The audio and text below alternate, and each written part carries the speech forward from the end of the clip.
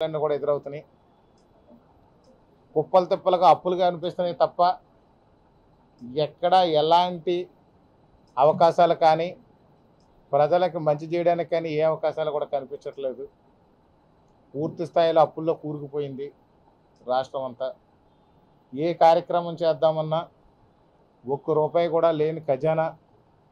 ఎక్కడ చూసినా పెండింగ్ బకాయిలు, అప్పులతో గగ్గోలు పెడుతున్న కాంట్రాక్టర్లు, సప్లయర్లు దర్శనమిస్తున్నారు తప్ప ఎక్కడ కూడా ఏ వైపు చూసినా పర్వాలేదు, ఇది కలర్ఫుల్గా కనిపిస్తుంది అనేది ఎక్కడ కనిపించట్లేదు. అంటే వీళ్ళంతా గతంలో లోపల పూర్తి స్థాయిలో ఒళ్ళంతా కన్నాలు పడిపోయి, బెజ్జాలు పడిపోయి, భయంకరమైన బాధలున్నా సరే పైకి తెలియకుండా పైన ఒక చొక్కా వేసుకుని చిరునవ్వు నవ్వుతూ జనాలకు అందరికీ కూడా మోసం చేశారు తప్ప లోపల మాత్రం డొల్లే ఉందనేది ఇప్పుడు అర్థమవుతుంది. మన రాజానగరం నియోజకవర్గంలో ముఖ్యంగా నేను ఇప్పుడు అన్ని డిపార్ట్మెంట్లో రివ్యూ చేశాను. 100% అన్ని డిపార్ట్మెంట్లో ఏ డిపార్ట్మెంట్ విడిచిపెట్టకుండా రివ్యూలు చేస్తే ఇప్పుడు ఇక్కడ కానీ చూసినట్లయితే 216,17,00,000 బకాయిలు ఉన్నాయి.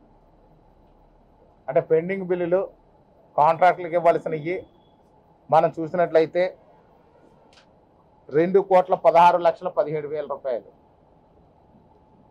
సాగునీరు రైతులకు ఇచ్చే సాగునీరు ఏదైతే ఉందో ఆ సాగునీరు నిమిత్తం ఈ పంప్ హౌసుల తాలూకా ఏదైతే ఉందో ఈ పంప్ హౌసులు రన్ చేసే మెయింటెనెన్స్కి ₹1 కూడా ఇవ్వకుండా మబ్బి పెట్టాలి. అందరి చేత కూడా పంపులు నడిపించారు ఇప్పటి వరకు.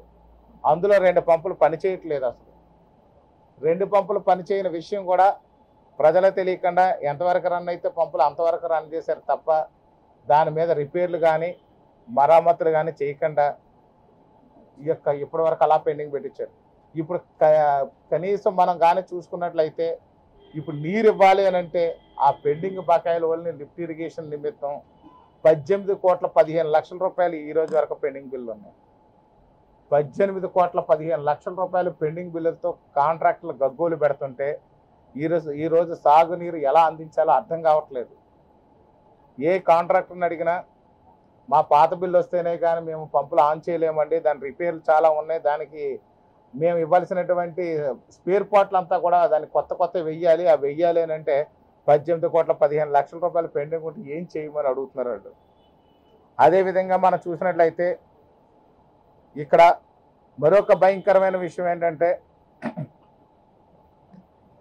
ఏ డిపార్ట్మెంట్ చూసినా పెండింగ్ ఉంది. సీతానగరం రోడ్డు కానీ మనం చూసినట్లయితే ₹16 కోట్ల బిల్లు పెండింగ్ ఉంది.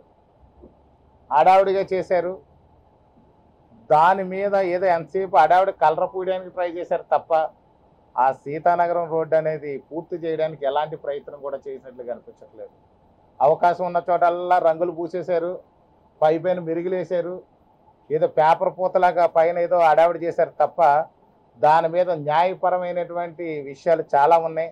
కోర్టులో కేసులు పెండింగ్ ఉన్నాయి. అలాగే ఎక్కడ కూడా ఎలక్ట్రికల్ పోల్స్ షిఫ్టింగ్ చేయలేదు.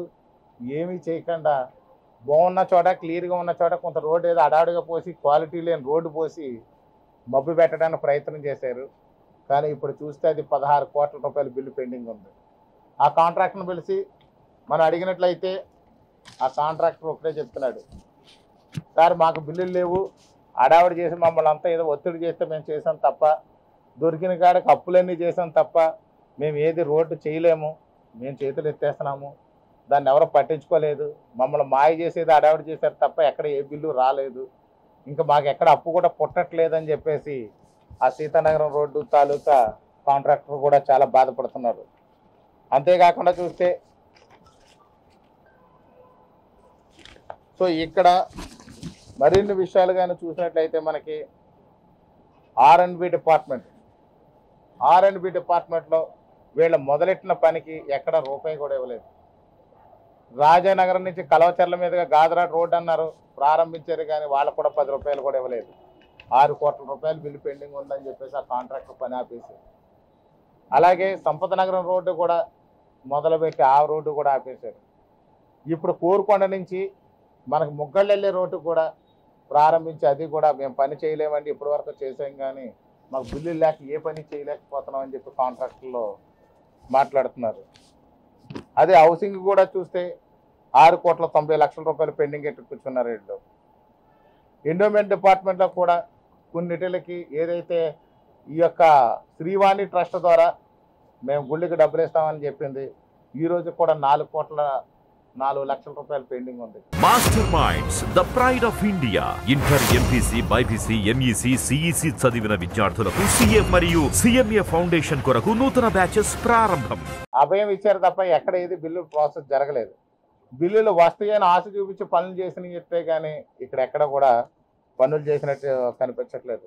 అలా కొద్దిగా జలకళ పేరుతో కొన్ని బోర్లు కొట్టి కాంట్రాక్టులు హడావుడి చేశారు. ఈరోజు అది కూడా 68 లక్షల రూపాయలు పెండింగ్ ఉంది. అసలు దాని మీద బోర్లే వేయలేదు, 68 లక్షల రూపాయలు పెండింగ్ కనిపిస్తుంది. ధాన్యం రైతులు మళ్ళీ ఇప్పుడు క్రాప్ సీజన్ మొదలైపోయింది, పంటలు పండి వేసేస్తున్నారు రైతులు, నార్మల్ పోస్తున్నారు. ఇప్పుడు మళ్ళీ ఊడుపులు మొదలైనవి. 14,77,00,000 రూపాయలు ఈ నియోజకవర్గానికి సంబంధించి ధాన్యం రైతులకి డబ్బులు రాకుండా కూడా పెండింగ్లో ఉండిపోయింది వేళ. అంటే ఈ పంట వేయాలి అంటే గతంలో అమ్మిన ధాన్యం డబ్బులు రావాల్సి ఉంది. ఆ డబ్బులు వస్తే మళ్ళీ పెట్టుబడిగా మార్చుకుని ఆ డబ్బులు రైతులు మళ్ళీ పంటలు వేసి కూలీలకు కానీ దాని ఎరువులు కానీ పురుగుల మందులు కానీ వాడుకోవాల్సిన పరిస్థితుల్లో 14,77,00,000 ఒక మన నియోజకవర్గానికే ఉంది ఇక్కడ. అదేవిధంగా చూస్తే జలజీవన మిషన్ తాగునీరు ఇవ్వడానికి ఇంకా ఎక్కడ తాగునీరు పూర్తిగా ఇవ్వలేదు. కానీ ఎక్కడైతే పని చేశారో ఆ పని కూడా కాంట్రాక్టులు ఒత్తిడి చేసి 37,39,00,000 రూపాయలు పెండింగ్ పెట్టేశారు. అంటే ఏ పని చేసినా గ్రాఫిక్స్లో చూపించి నీకు బిల్లులు వస్తాయని చెప్పి ఏదో చిన్న పెద్ద పనులు చేపించారు తప్ప ఎక్కడ కూడా బడ్జెట్ లేకడైనా అప్పుడు పనులు చేశారు. బడ్జెట్ ఉంది అని చెప్పి మోసపూరితంగా ఈ కాంట్రాక్టులు చెప్పి కాంట్రాక్టులు మోసం చేయడం, ప్రజలు మోసం చేయడం తప్ప ఎక్కడ రూపాయి ఉన్నటువంటి పరిస్థితి లేకుండా అయిపోయింది ఇక్కడ ఎక్కడ చూసినా. అదే విధంగా చూస్తే ఎన్ఆర్జీఎస్ ఉంది. మన ఎన్ఆర్జీఎస్లోకి వస్తే 6,80,00,000 రూపాయలు వాళ్ళ జీతాలు పెండింగ్ ఉంది. వాళ్ళ జీతాలు అని అంటే ఆ ఒక్క వర్క్ చేసినందుకు డైలీ వేజ్ లేబర్స్కి ఏదైతే ఉందో ఆ డైలీ వేజ్ లేబర్తో కూడా 6,80,00,000 ఉంది. వాళ్ళు ఏదో కడుపులోకి ఏదో కొంచెం బియ్యం కొనుక్కుని కొంచెం గంజి కాసుకుందాం అనుకుని ఆ పనికి వెళ్తే పనికి ఆహార పథకానికి ఉపాధి హామీ పథకంలోకి వెళ్ళి పని చేసుకునే వాళ్ళు కూడా 6,80,00,000 రూపాయలు పెండింగ్ పెట్టారు. ఏ పంచాయతీలో చూసినా నిధులు కొరత, ఎక్కడ పంచాయతీలో నిధులు లేవు. ఎవరిని అడిగినా కొంచెం సీజన్లో అంతా కూడా రైన్ సీజన్ వచ్చేస్తుంది, ఈ యొక్క దీనివల్ల అనారోగ్యాలు పాలైపోతారు, సీజనల్ వ్యాధులు వస్తాయి. ఇక్కడ అన్ని రకాలుగా కూడా మలేరియా, డెంగీ అన్నీ కొంచెం ఉన్నాయి, కొంచెం అన్నీ చేయాలి అని అంటే ఏ పంచాయతీకి వెళదామన్నా మా దగ్గర రూపాయి లేదని మేమే ఆల్రెడీ పెట్టుబడి పెట్టాము, ఇప్పటి వరకు దాన్ని ఎవరు కూడా భర్తీ చేసేవాళ్ళు లేరు అని చెప్పి కనీసం చిన్న చిన్న ఉద్యోగస్తులు సెక్రటరీలు సైతం కూడా పెట్టుబడి పెట్టి మా డబ్బులు రాలేదని చెప్పి గగ్గోలు పెడుతున్నటువంటి పరిస్థితి ఉంది ఇక్కడ. ఎక్కడ చూసినా బడ్జెట్ కోల తప్ప ఇంకేం లేదు, ఎక్కడ రూపాయి లేదు, పూర్తి ఖజానా ఖాళీ, లక్షల కోట్ల అప్పులు, ఏమీ అర్థం కావట్లేదు. అసలు ఎలా అభివృద్ధి చేయాలి అనేది కూడా అర్థం కాని స్థితిలో ఇక్కడ ఉంది. ఇవన్నిటిని పూర్తి స్థాయిలో చూసాము. చూస్తే ఈ యొక్క 216 కోట్లు బకాయిల కోసం, అదేవిధంగా నేను కొన్ని ప్రపోజల్లు కూడా తయారు చేశాము. మొత్తం నియోజకవర్గంలో ఉన్నటువంటి పరిస్థితులన్నీ కూడా పరిశీలించాము. ఏ డిపార్ట్మెంట్కి ఏం అవసరం అవుతుందనేది కూడా చూస్తే ఇక్కడ అభివృద్ధి కార్యక్రమాలు ఎలా చేయాలనేది కానీ చూసినట్లయితే మాకు సుమారు రాజానగరం నియోజకవర్గంలో మనకు సీసీ డ్రైన్లు కావాలి. ఇప్పుడు సీసీ డ్రైన్లు గ్రామాల వారీగా అన్ని గ్రామాల్లోనూ కూడా పరిశీలించి అసలు ఏ గ్రామంలో ఎంత అవసరం ఉందని కానీ చూసినట్లయితే 87.65 87,65 రూపాయల రిక్వైర్మెంట్ ఉంది సీసీ డ్రైన్లు. దీనికి అంతా మంచి ప్రపోజల్ తయారు చేశాము. త్వరలో సంబంధిత అధికారికి, అదేవిధంగా సంబంధించినటువంటి మంత్రి శాఖకి, మా యొక్క డిప్యూటీ సీఎం పవన్ కళ్యాణ్ గారికి కూడా అందజేస్తున్నాము. వాటర్ సప్లై, అసలు రాజానగరం నియోజకవర్గంలో తాగునీరు సమస్య నిర్మూలన జరగాలి అని అంటే పూర్తి స్థాయిలో నిర్మూలన మనం జరగాలి, మంచినీరు చక్కగా అందరూ తాగాలి అంటే 321,68 లక్షల రూపాయలు అవసరం అవుతుంది. ప్రతి గ్రామాన్ని కూడా ఆర్డబ్ల్యూఎస్ వాళ్ళతోని సర్వే చేయించి ఎక్కడెక్కడ ఏం తేడాలు ఉన్నాయి, మంచినీటి కొరత ఎక్కడ ఉందని చూస్తే 321.98 కోట్లు ఇక్కడ అవసరం ఉంది. అదేవిధంగా చూస్తే పంచాయతీ రోడ్లు కానీ మనకి ఎంత అధ్వానంగా ఉన్నాయంటే అసలు ఏ రోడ్లోని కూడా చూస్తే ప్రయాణం చేయడానికి అవకాశం లేకుండా అయిపోయింది. అలాంటి పరిస్థితిలో పంచాయతీరాజ్ డిపార్ట్మెంట్ ద్వారా మనం ఖచ్చితంగా ఈ రోడ్లను డెవలప్ చేయాలంటే 154,15 రూపాయలు అవసరం అవుతుంది. అదేవిధంగా మనకి సీతానగరం రోడ్డు కూడా చూస్తే ఆ యొక్క గతంలో ఉన్నటువంటి బడ్జెట్ ఏదైతే ఉందో దాన్ని రివైజ్ చేయాలని చెప్తున్నారు వాళ్ళు. గతంలో 70 కోట్లకి చేశారు, లేదంటే 70 కోట్లకు సరిపడగా వర్క్ చేసి మేము వదిలేసిపోతామని చెప్తున్నారు. దాన్ని 104 కోట్లు రివైజ్ చేయాలని చెప్పి ఒక ప్రతిపాదిక కూడా ఒకటి ఉంది. అదేవిధంగా చూస్తే మనకి ఈ యొక్క రాజానగరం నియోజకవర్గంలో ఉన్నటువంటి R&B రోడ్లు ఏదైతే ఉన్నాయో ఈ రోడ్లన్నీ కూడా మళ్ళీ మెయింటెనెన్స్ చేసి చక్కగా సరిచేయాలంటే 130 కోట్ల అవసరం ఉంటుంది. అదేవిధంగా మనం చూసినట్లయితే ఇంకా పంపింగ్ స్కీముల దగ్గరికి కానీ వచ్చినట్లయితే అసలు ఈ యొక్క ఇరిగేషన్ సిస్టమ్ అనేది చాలా భయంకరంగా ఉన్నాయి. మొత్తం అన్నీ కూడా చాగలనాడు పంప్ హౌస్లో పంపులన్నీ పోయినాయి, పురుషోత్తపట్నం దాంట్లో అవి కూడా పోయినాయి, కాటవరం పంపింగ్ స్కీములు అయ్యిపోయినాయి, తొరిగేట పంపింగ్ స్కీములు అయ్యిపోయినాయి. అన్నీ కూడా ఇప్పుడు రీప్లేస్ చేయాల్సిన పరిస్థితి వస్తుంది. శిథిల వ్యవస్థకి వెళ్ళిపోయినాయి. ఎక్కడ ఏ పంపింగ్ స్కీమ్ కూడా పనిచేయట్లేదు. అసలు నీళ్లు రైతులకు సాగునీరు ఎలాగ ఇవ్వాలో కూడా అర్థం కావట్లేదు. పంటల టైం వచ్చేసింది. ఈ పరిస్థితులు ఏం చేయాలనే దాని మీద కూడా చాలా ఇబ్బందిగా భయానకంగా కనిపిస్తున్న పరిస్థితులు చూస్తుంటేనే ఆ భయానకమైన పరిస్థితుల్లో ఈవేళ ఎన్డీఏ కూటమి ద్వారా ప్రభుత్వం ఏర్పడింది. దీన్ని అధిగమించడం కోసం ప్రయత్నాలు చేస్తున్నాం. ఇక్కడ మనం చూసినట్లయితే సూరంపాలెం రిజర్వాయర్ ఉంది. సూరంపాలెం రిజర్వాయర్లో కూడా ఒక లిఫ్ట్ ద్వారా కానీ మంచి కెనాల్ వేసి దానికి మనం చేయకపోతే చాలా 1,563 ఎకరాలు పంట నష్టపోతున్నారు రైతులు నీళ్ళు లేక. దానివల్ల అది కూడా పని ఆగిపోయింది. కెనాల్స్ ఉన్నాయి. ఇప్పుడు ఏదైతే సబ్ కెనాల్స్ ఉన్నాయో ఈ ఇరిగేషన్ సంబంధించినటువంటి కెనాల్స్ అన్నీ కూడా పూడికలు దించాలి. 54 కోట్ల రూపాయలు అవసరం అని దీనికి. పూడికలు అసలు కనీసం ఎప్పుడైతే లిఫ్ట్ ఇరిగేషన్లో స్టార్ట్ అయినాయో ఓ పురుషోత్తపట్నం కానీ చాగల్నాడు కానీ అప్పటి నుంచి కూడా ఇప్పుడు వరకు కూడా ఎవరు పూడికలు తీసినటువంటి పరిస్థితి లేదు. మొత్తం పూడికిపోయినాయి. ఇక్కడ కాలువలు నీరు విడిచిపెట్టినప్పుడు కూడా ఆ యొక్క సైడ్ పిల్ల కాలువల ద్వారా రైతులకు నీళ్లు అందట్లేదని గోల పెడుతున్నారు. మధ్యలోనే ఆగిపోతుంది నీరంతానే, చివరి ఎకరానికి వెళ్ళట్లేదు. కానీ ఇది కూడా భయానకంగా ఉంది. ఇక్కడ చూసినట్లయితే డ్రింకింగ్ ఈ ఖచ్చితంగా ఈ పూడికలు అర్జెంటుగా తీయించాల్సి ఉంది. అలాగే మనం ఏదైతే కమ్యూనిటీ హాల్స్ ఉన్నాయో అవి కూడా చాలా అన్నీ కూడా మధ్యలో ఆగిపోయినటువంటి పరిస్థితులు ఉన్నాయి. ఇవి కాకుండా చూస్తే ప్రైమరీ హెల్త్ సెంటర్స్ ఆగిపోయినాయి.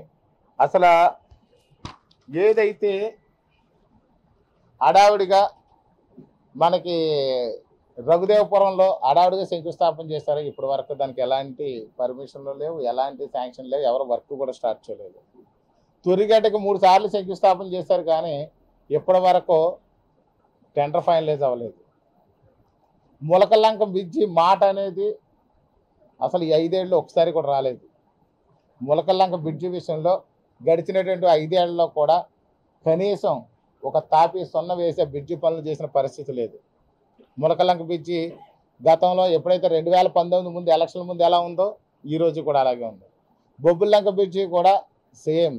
అది మొన్న వరదలు వచ్చినప్పుడు విచాంగ్ తుఫాన్ టైంలో ఆ ఉన్న బ్రిడ్జిని కూడా పగలగొట్టేశారు తప్ప అక్కడ బ్రిడ్జి అనేది పనులు టెండర్ పిలిస్తే కూడా ఎవరు రాలేదని చెప్పేసి ఆ టెండర్ కూడా ఫైనలైజ్ అవ్వలేదు. తొరిగేట 2 సార్లు కలెక్టర్లు కొబ్బరికాయలు కొట్టించారు కానీ ఓన్లీ కొబ్బరికాయలు కొట్టడమే కానీ అక్కడ టెండర్ ఇప్పుడు వరకు కూడా ఫైనలైజ్ అవ్వలేదు. తొరిగేట పనులు కూడా అలాగే ఉండిపోయినాయి. సీతానగరం రోడ్డు పనులు అలాగే ఉండిపోయినాయి. తొరిగేట పంపింగ్ స్కీమ్ పనులు అలాగే ఉండిపోయినాయి. అలాగే బొబ్బులంకది అలాగే ఉండిపోయింది. ములకల్లంక బ్రిడ్జి అలాగే ఉండిపోయింది. అసలు ఎక్కడ ఏ పని అవ్వలేదు. ఈ యొక్క R&B రోడ్లు అవ్వలేదు. ఈ లిఫ్ట్ ఇరిగేషన్ చూస్తే ఎక్కడెక్కడ పెండింగ్ ఊరిపోయినాయి. భయానకమైన పరిస్థితుల్లో రాజానగరం నియోజకవర్గం ఉంటే ఆంధ్ర రాష్ట్రంలో మొత్తం చూస్తే అక్కడ కూడా ఇలాంటి పరిస్థితులు ఉన్నాయి.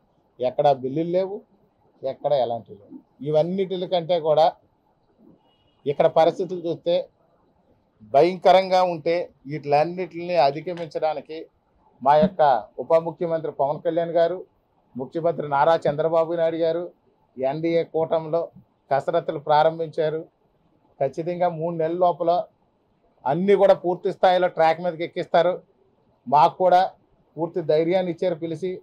ఖచ్చితంగా ఇవన్నిటిని అధిగమించి ప్రజలకు ఇచ్చిన మాట, ప్రజలకి మంచి సుపరిపాలన అందిద్దాము అనే విషయం మీద వాళ్ళకు చాలా ఖచ్చితంగా నిలబడి ఉండి మాకు కూడా చెప్పడం జరిగింది. ఖచ్చితంగా ఈ ఉన్న అన్నిటిని కూడా త్వరలో అధిగమించి ఈ యొక్క వీళ్ళ పెండింగ్ బిల్లుల విషయాల్లో కూడా అప్పుడే ప్రాసెస్ స్టార్ట్ చేసాం. వీళ్ళ కాంట్రాక్టులకు కూడా బిల్లులు కొంచెం ఇప్పించి